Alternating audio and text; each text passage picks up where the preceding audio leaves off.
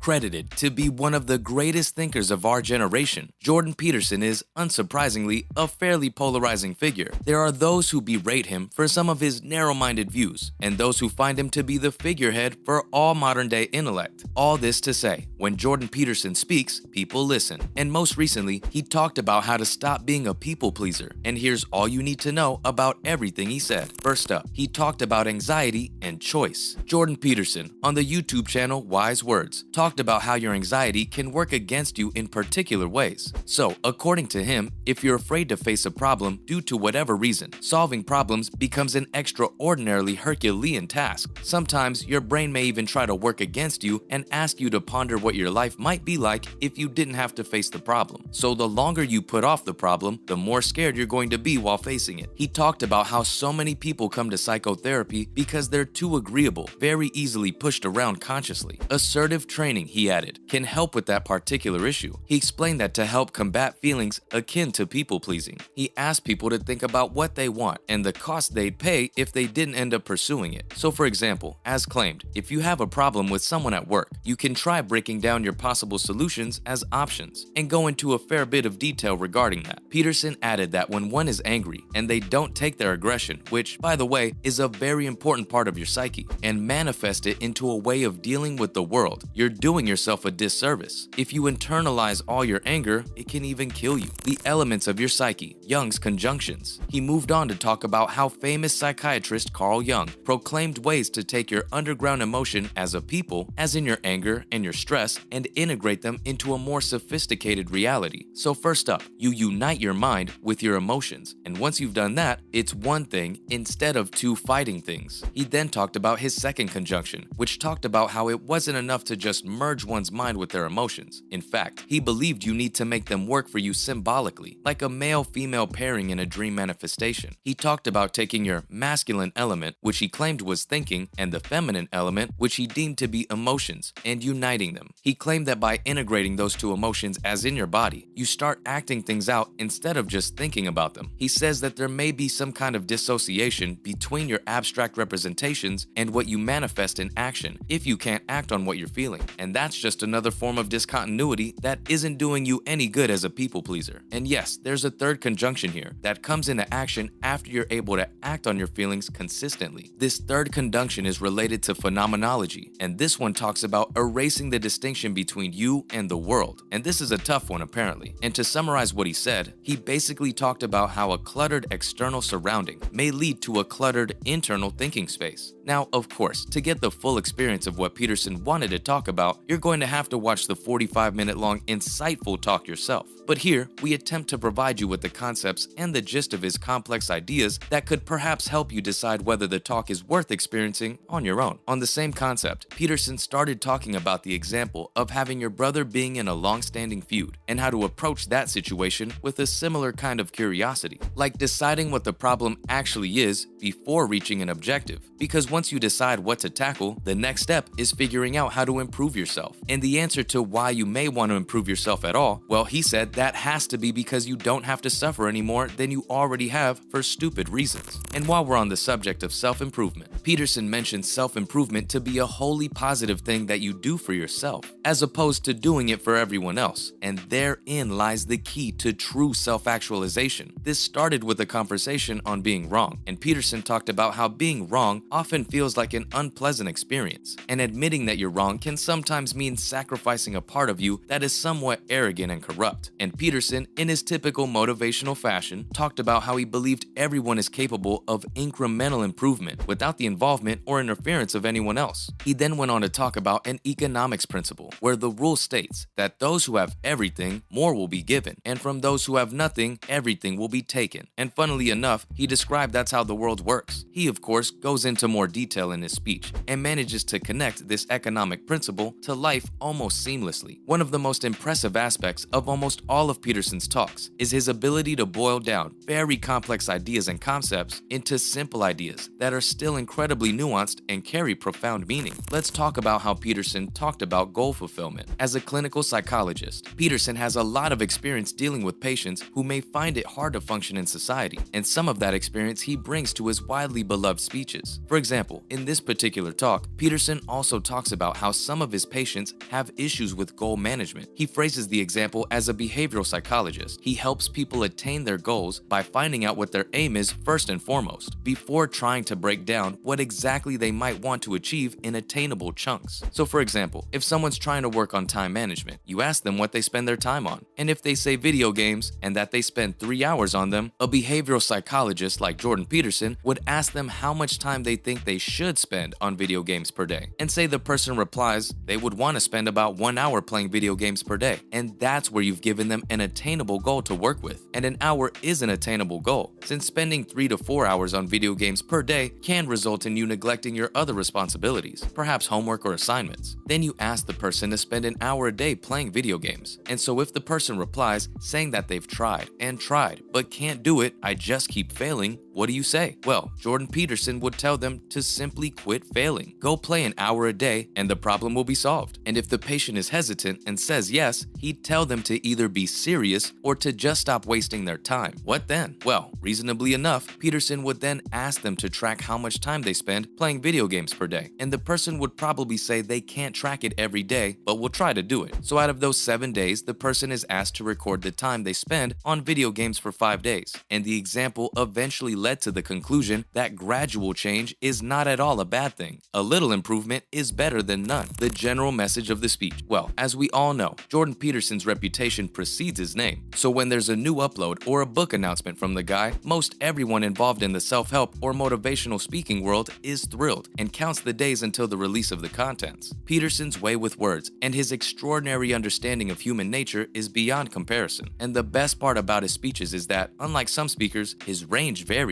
As you may have noticed in our highlights of the speech itself, the topic being discussed varies every few minutes, all while keeping in the general sphere of the target discussion. This way, the audience feels drawn to the knowledge being given and finds relativity within the examples he so expertly gives. His expressionism and passion to understand human nature bounce onto the viewer and lead to a level of understanding that is hard to replicate organically. All this to say, we definitely recommend that you check his talk out, as it's too dense to be accurately condensed into our humble video. And if you do end up watching the video or already have, let us know your thoughts in the comments down below. If you enjoyed watching this video, be sure to leave a like and share the video. Subscribe to the channel and turn on notifications by pressing the bell icon to get notified every time we post a new video. And we'll see you next time. Thank you for watching.